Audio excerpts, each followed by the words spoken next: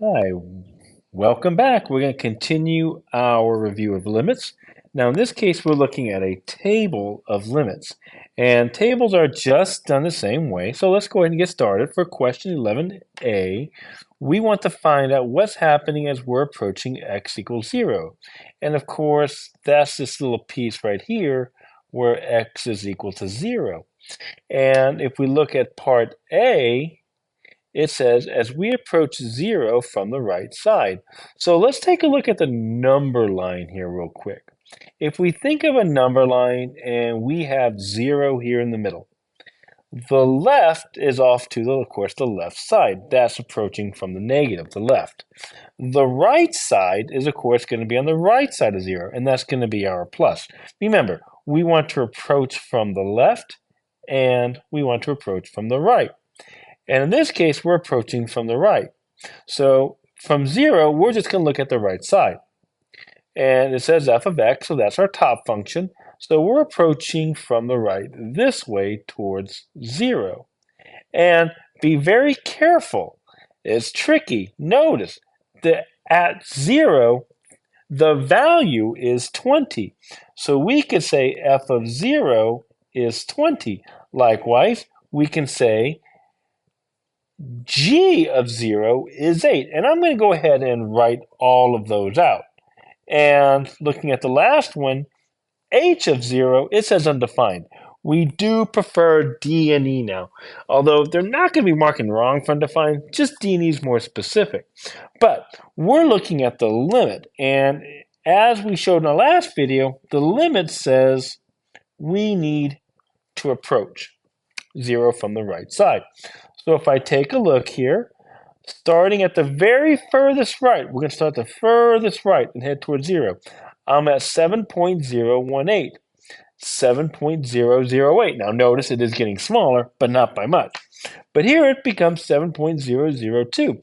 So again, it's smaller. So we just want to say, well, what does it look like it's approaching? Don't say 20. 20 is the value, not necessarily the limit. Limits and value, they're related to each other, but they don't have to have anything to do with each other. So in this case right here, we are approaching just 7. The value is going to be 20, but we're approaching 7. And that's what we say here. Same thing, but now we want to approach 0 from the left.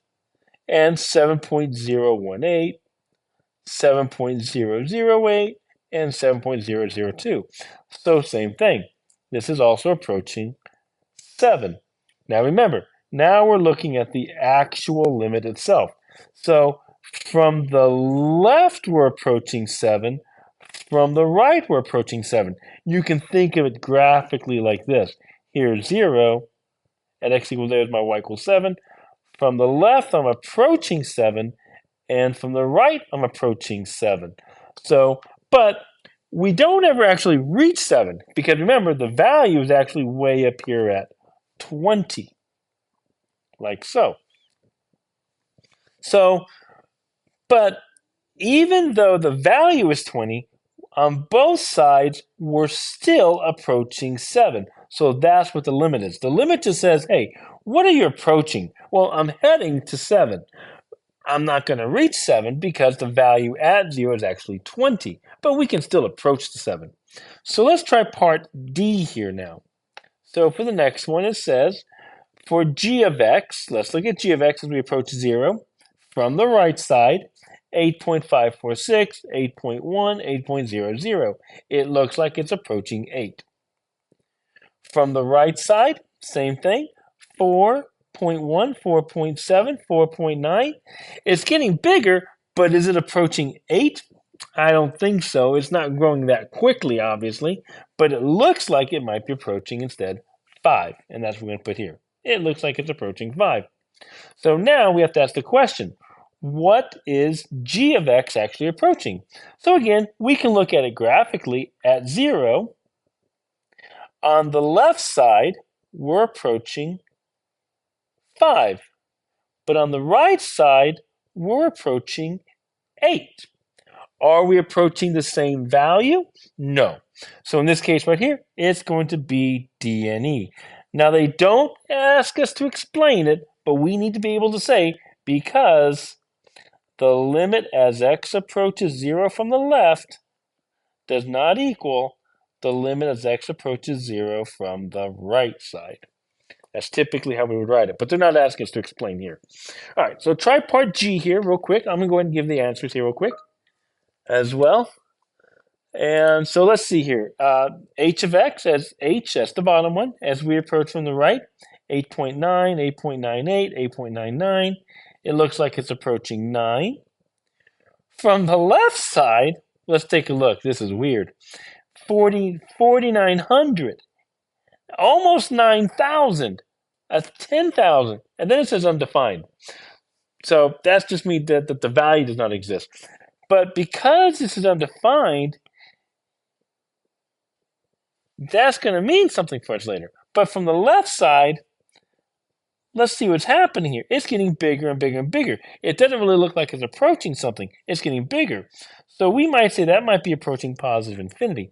In other words, we would call that asymptotic. Right there.